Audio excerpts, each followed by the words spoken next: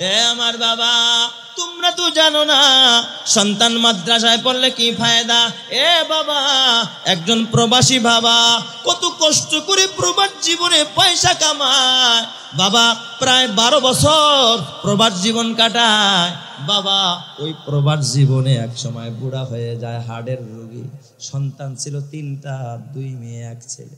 ছেলেটারে মাদ্রাসায় দিয়া দিছে হাফেজে কোরআন, মেয়েগুলো জেনারেল লাইনে পড়ে। হঠাৎ বাবা দেশে ফেরার কথা। বাবা এই দিক দিয়ে সন্তানদের কাছে চিঠি লিখছে, বাবা মেসেজ করে জানায় দিছে, আব্বা আমি তো আগামী মাসে দেশে আসবো, তোমাদের কার কি প্রয়োজন বলো। ছেলে বলছে, আব্বা আমি মাদ্রাসায় পড়ি, আমার দুনিয়ার কিছু লাগবে না, আমি স্বর্ণ চাই না বাবা, আমি মোবাইল চাই না। ও আব্বা, আমি আপনার কাছে একটা জিনিস চাই, আপনি আমার বাবা, আপনি কাছে আসেন। আপনাকে আজকে 12 বছর যাবত আমি দেখি না রে বাবা। ছোটবেলায় তখনও বুঝ হয় নাই, আপনি বিদেশ চলে গেছেন রে আব্বা। 12 বছর হলো বাবা আপনার আমি দেখি না। আমি হাফেজে কোরআন হইলাম, মাথায় পাগড়িও নিলাম, আমারে মানুষ হাফেজ হিসেবে পাগড়ি পড়ায় দিছে। আব্বা আপনারে দেখি না, এই বুড়া কালে আর কষ্ট করতে হবে না, বিদেশ করা লাগবে না, বাবা দেশে আসেন। আমি যদি আপনার একটা নজরও দেখি, আপনার গলাটা যদি ধরতে পারি, আব্বা আমার মাথার পাগড়িটা আমি আপনার মাথায় পড়ায়া দিব।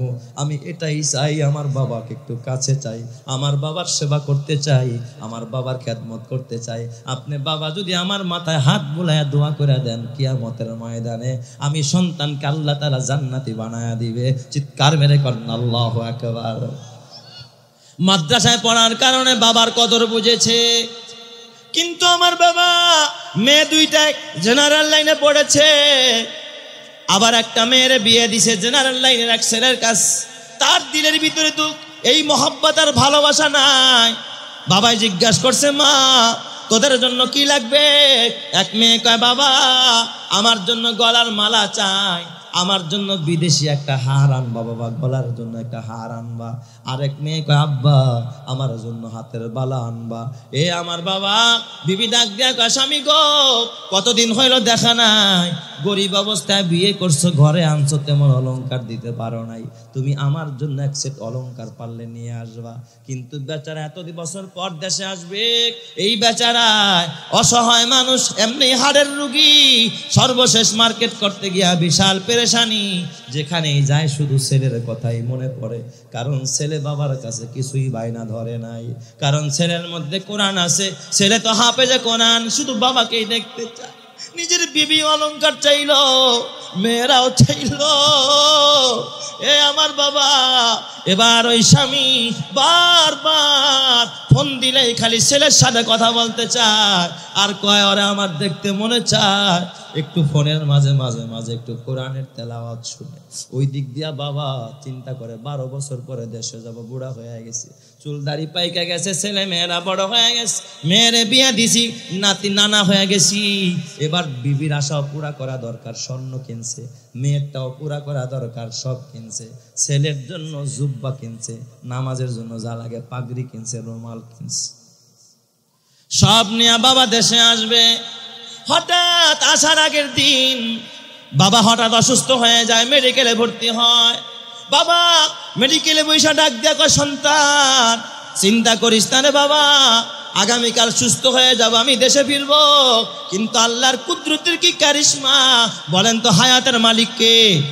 আরো জোরে বলেন মৌতের মালিক কে?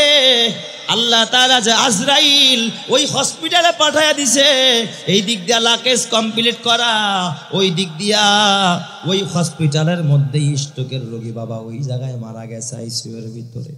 বাবার দেশে আসতে পারে নাই, লাশ দেশে পাঠায়া দিবে প্রসেসিং কইরা, ওই দিক দিয়ে অলংকার আসবে। ওই ছেলে একদিন আইসা কান্না করতেছে, উস্তাদ জীবনটা শেষ হয়ে গেল, আমার বাবা 12 বছর পর্যন্ত এই সংসার কইরা প্রবাস জিন্দেগি, ছেলে দেখলো না, মেয়ে দেখলো না, মা দেখলো না, বাবা দেখলো না, আমি হাফেজে কোরআন হইলাম, আমার মাথায় পাগড়ি দেওয়া দেখলো না, আমার বাবা চলে গেল, ছেলেটা পাগল পানা বলে উস্তাদ আমি এখন আমার বাবার জন্য কি করব? আমার বাবার জন্য আমি কোন দোয়া করব? সব সময় খালি দোয়া করতেছে, কোরআন পড়তেছে, সূরা ইয়াসিন পড়তেছে, আল্লাহর ঘর মসজিদে গিয়া সেজদায় পুরা কাঁদতেছে। এ মুসলমান, কসম আল্লাহ, বিবিও দেখবি তোর কাছে স্বার্থ চায়, মেয়েরাও স্বার্থ চায়, কিন্তু কোরআনওয়ালা বাচ্চা, এই বাচ্চা কোনো স্বার্থ চায় না। আর মনে মনে আল্লাহ যদি বাবার কাছে পাইতাম, বাবার কপালে একটা চুমু দিতাম। এ হাফেজে কোরআনের কান্না। এ বাবা, যেই দিন ওর বাবার লাশটা দেশের মধ্যে আসে, ছেলেটা বারবার কান্না করে। বাবাকে দাফন করার পর বাবার কবর থেকে ছেলেটা আসে না, সব ঘরে চলে যায়। বাচ্চাটা সন্ধ্যা গনায় আসছে, বাবার কবর ছেড়া ঘরে যায় না। খালাম্মারা ডাকে, বোনেরা ডাকে, ভাইয়া আয় ঘরে আয়। ছেলেটা চিৎকার মেরে কান্নে আর ডাক দিয়া কয়, আমার বাবা আমাদের জন্য 12 বছর কষ্ট করলো, আর আজকে আমার বাবারে কবরে রেখা আমি সন্তান কেমনে যায় আরামের বিছানায় পিঠ লাগাবো? আমি ঘরে যাব না, আমি সূরা ইয়াসিন খতম করব, বাবার জন্য দোয়া করব।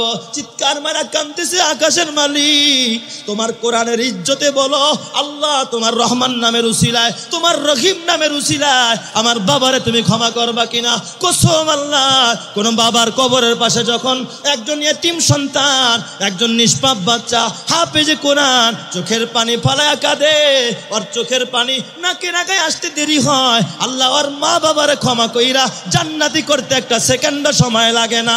কথা ঠিক না ব্যাঠিক? জোরে কন। এই জন্য আমার বাবা হাতে পায়ে ধরা বলি, রে বাবা মইরা গেলে তোমার কবরের পাশে কাদার মতো কোনো মানুষ নাই, দোয়া করার মতো মানুষ নাই।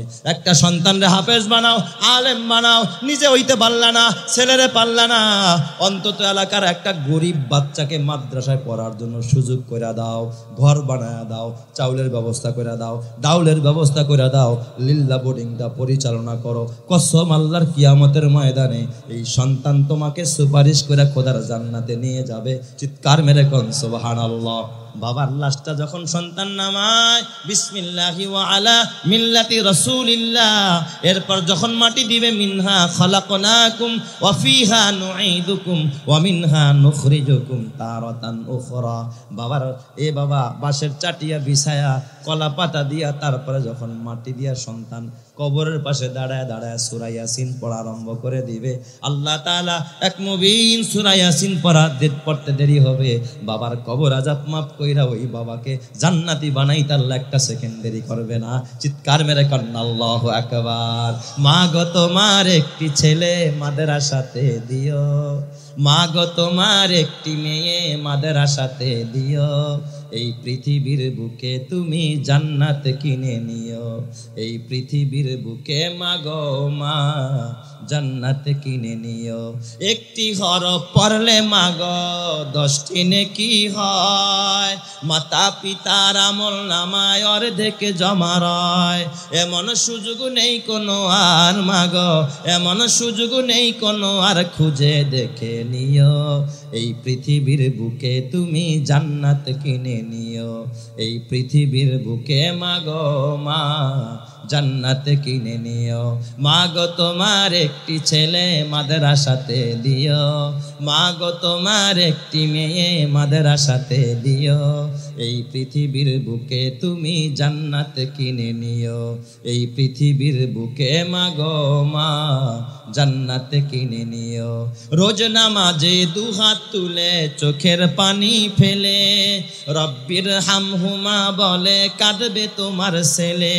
রোজ নামাজে দুহাত তুলে চোখের পানি ফেলে রব্বির হামহুমা বলে কাঁদবে তোমার ছেলে। সেই সুযোগটা তোমার বেলায় মাগো, সেই দোয়াটাই প্রভুর কাছে সবচেয়ে বেশি প্রিয়, এই পৃথিবীর বুকে তুমি জান্নাত কিনে নিও, এই পৃথিবীর বুকে মা গো মা জান্নাত কিনে নিও। মা গো তোমার একটি ছেলে মাদ্রাসাতে দিও, মা গো তোমার একটি মেয়ে মাদ্রাসাতে দিও, এই পৃথিবীর বুকে তুমি জান্নাত কিনে নিও। তোমার জানাজাতে ইমাম হবে তোমার ছেলে, মনের কথা প্রভুর কাছে বলবে হৃদয় খুলে, সেই সুযোগটা তোমার বেলায় মাগো, সেই সুযোগটা তোমার বেলায় হতে তুমি দিও, এই পৃথিবীর বুকে তুমি জান্নাত কিনে নিও, এই পৃথিবীর বুকে মাগো মা জান্নাত কিনে নিও। মাগো তোমার একটি ছেলে মাদ্রাসাতে দিও, মাগো তোমার একটি মেয়ে মাদ্রাসাতে দিও, এই পৃথিবীর বুকে তুমি জান্নাত কিনে নিও। চিৎকার মেরে কন্না আল্লাহু আকবার।